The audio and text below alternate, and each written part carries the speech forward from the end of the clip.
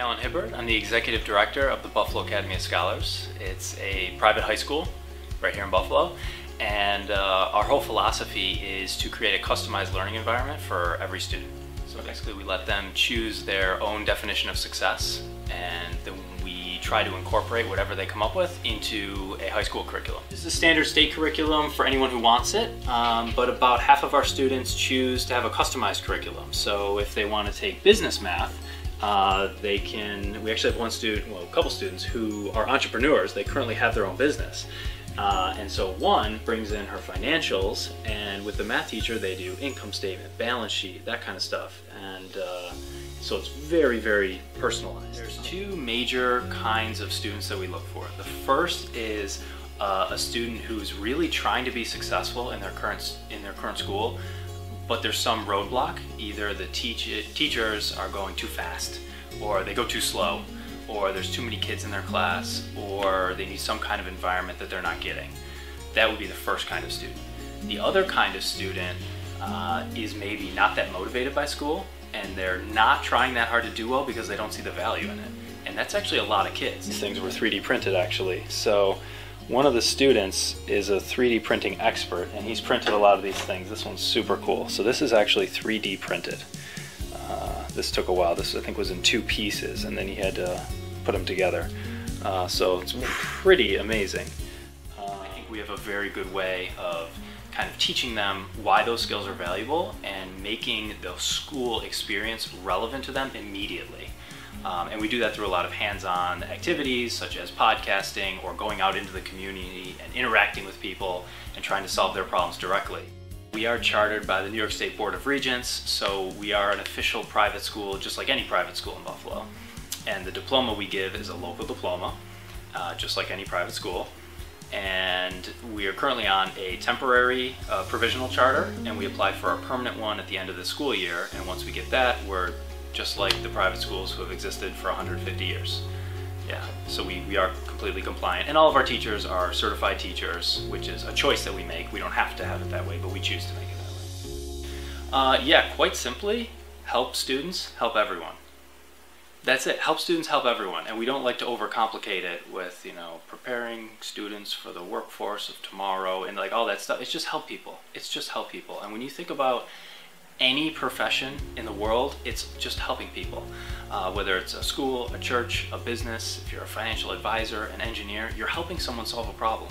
That's it. And so we like to carry that message to the kids we have here. You know, help students, help everyone.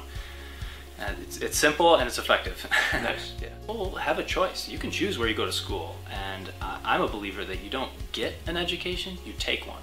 And I would like to see more people taking control over their youth and their education and sort of making decisions that are going to be good for them in the long run. We also have the possibility to do other elective sciences like astronomy, marine biology, or really anything that could be a class. We allow it. Okay. So there's all kinds of science electives. We're sort of rethinking education from the ground up, and sometimes we get pushback for doing that. But I believe it's in everyone's best interest to, you know, at least mentally start with a fresh slate and think, okay, what is working? You know, what has worked over the last 100 years in education, and what hasn't? And the things that work, let's keep doing them. And the things that don't work, let's scrap them and kind of start over. But whenever you change something like that, whenever you change an industry, you face a little pushback. So for the most part, many people are very supportive of what we do, but some people kind of think it's weird or it's too fringe. But I guess that'll happen with anything. But it carries into this year. So here we have an aquarium, and we're growing sunflower plants out of the top, and they don't use any soil.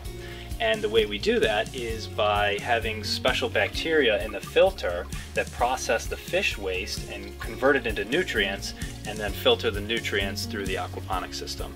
So the plants can grow with sunlight and fish waste.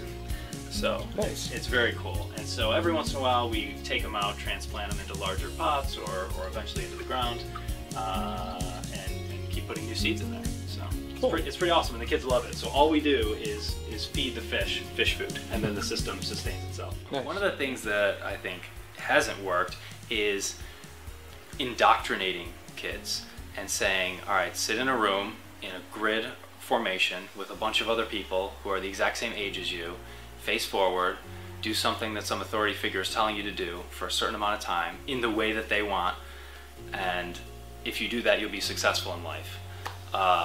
It's garbage. It's absolute garbage. I think the natural process of learning and of education in general is very messy. I think it's very organic, and it should be driven internally. It comes from within. It goes back to what I said about taking an education. You can't get one. You can't get an education. You have to take it. You have to want to do something.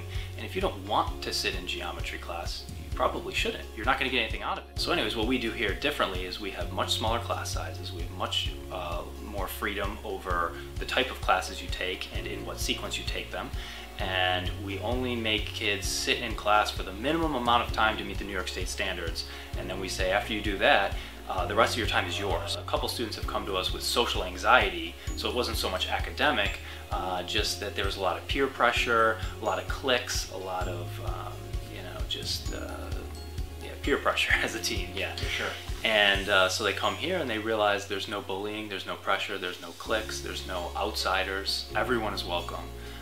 And because of our size, yes, we're a small school, but we're basically a large family. And we all get along very well.